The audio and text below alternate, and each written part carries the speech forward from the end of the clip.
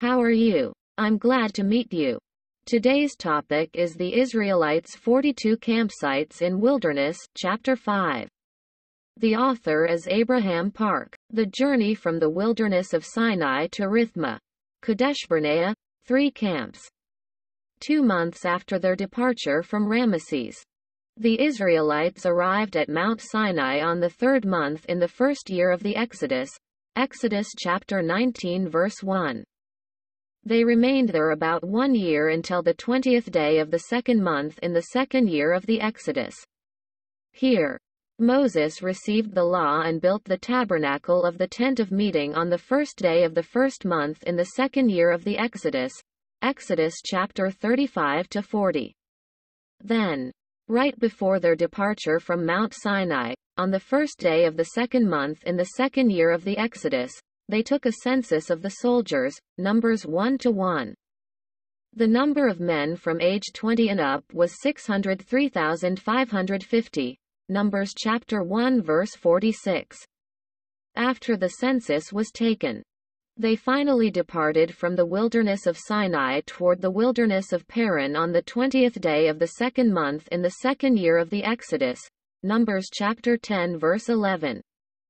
According to Deuteronomy chapter 1 verse 2, it is 11 days' journey from Horeb by the way of Mount Seir to Kadesh Barnea.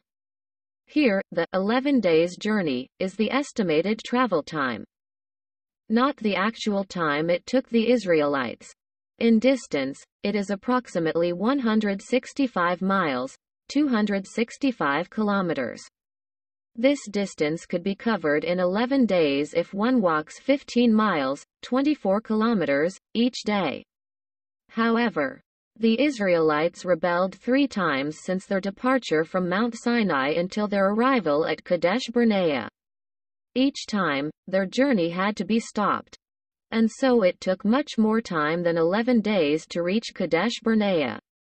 The following are the places where the Israelites camped in the journey from the wilderness of Sinai to Kadesh Barnea.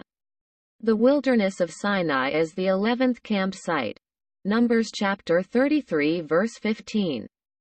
They stayed here, from 1446 BC, 3rd month to 1445 BC, 2nd month, 20th day.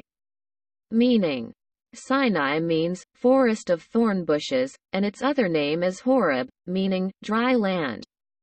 Location: the wilderness of Sinai is located approximately 6 miles, 10 kilometers, southeast of Mount Sinai.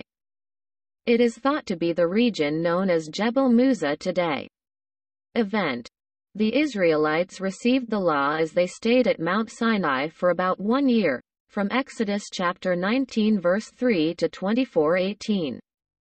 Built the tabernacle, Exodus chapter 35 to 40, and took the first census of their soldiers, Numbers chapter 1 verse 1. Here, God allocated the camps of the tribes on all 4 sides of the tabernacle of the tent of meeting, provided the order of march by tribes, and prepared them with everything they would need, Numbers chapter 2 to 10. Lesson: God gave His amazing grace to Moses upon Mount Sinai. He gave the 10 commandments, the law, and the pattern of the tabernacle.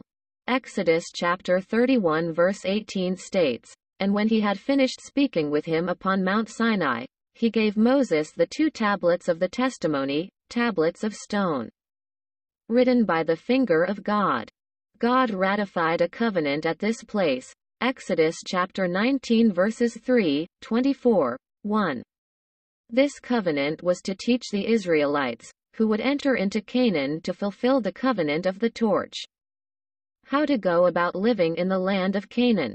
Through the 10 commandments and the law, God wanted them to live in that land as God's own possession, His kingdom of priests and a holy nation, Exodus chapter 19 verse 5. Furthermore, God gave them the pattern of the tabernacle because He wanted them to worship according to His appointed law in the tabernacle. When the work of building the tabernacle was completed according to His instructions, a cloud covered the tent of meeting, and the glory of the Lord filled the tabernacle, Exodus chapter 40 verse 34.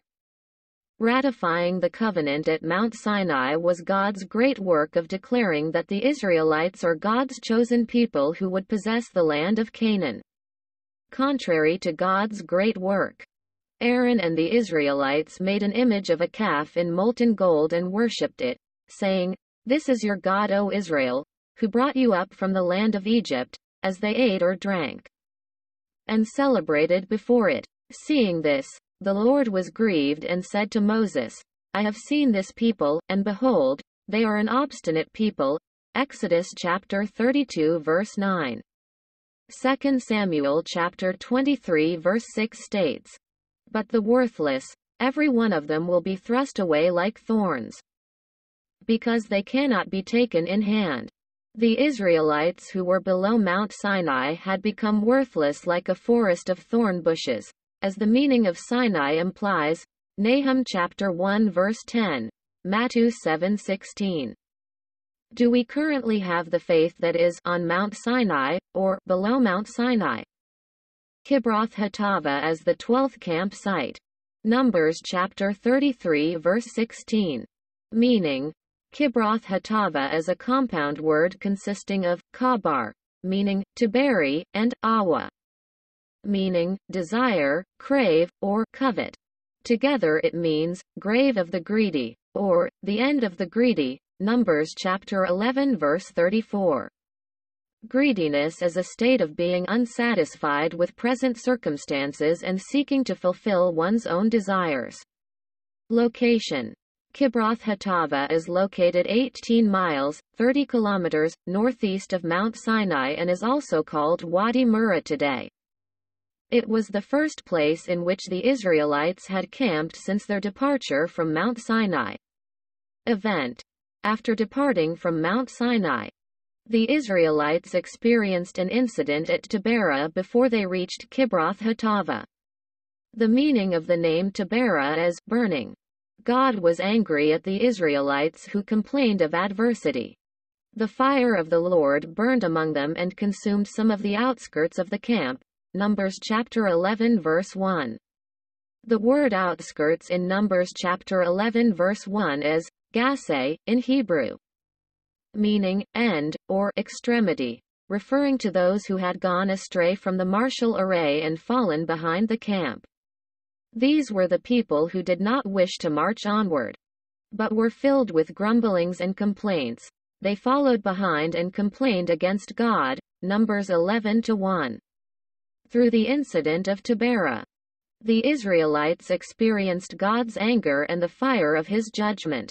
Even then, they turned around and grumbled again about the manna they had been eating for about a year, since the 15th day of the second month in the first year.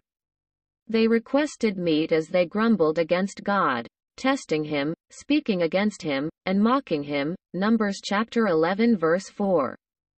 Psalm 78-18. And in their heart they put God to the test by asking food according to their desire. Then they spoke against God. They said, "Can God prepare a table in the wilderness?" In response, God caused the east wind to blow in the heavens, and by his power he directed the south wind, so that quails would fall into the Israelite camp like dust. Thus, they ate according to their desire and were filled. Psalm 78-26.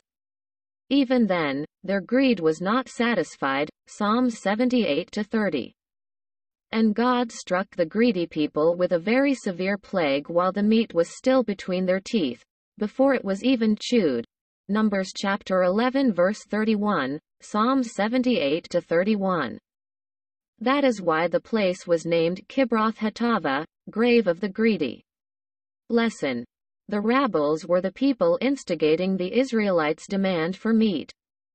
They were a mixed multitude, who left Egypt with the Israelites during the Exodus, Exodus chapter 12 verse 38. They were the people who prompted the Israelites to commit sin. There are rebels in churches today. They are the ones who do not commit to or participate in the work of the gospel, but always grumble and complain in the back. The rebellious acts at Kibroth Hattaavah remind us that the end of greed is only the grave.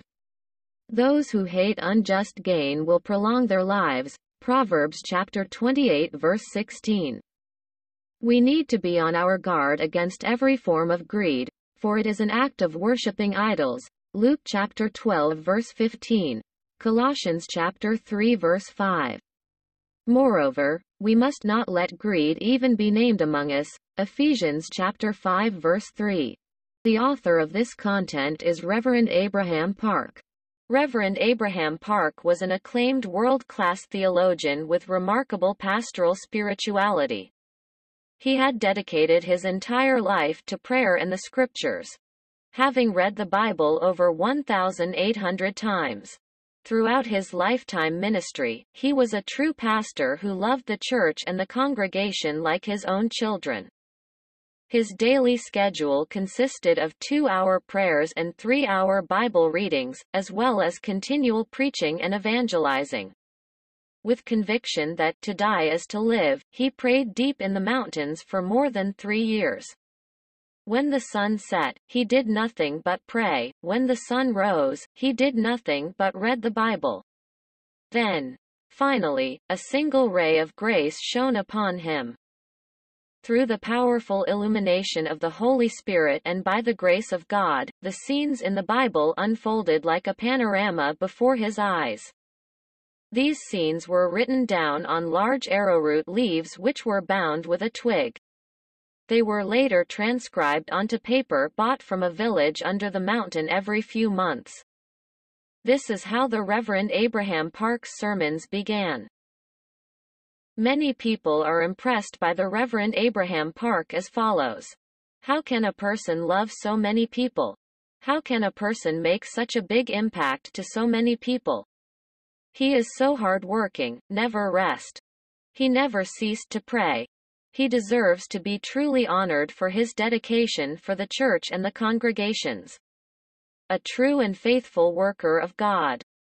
This concludes today's message. Thank you very much. God bless you. I wish you have a good day.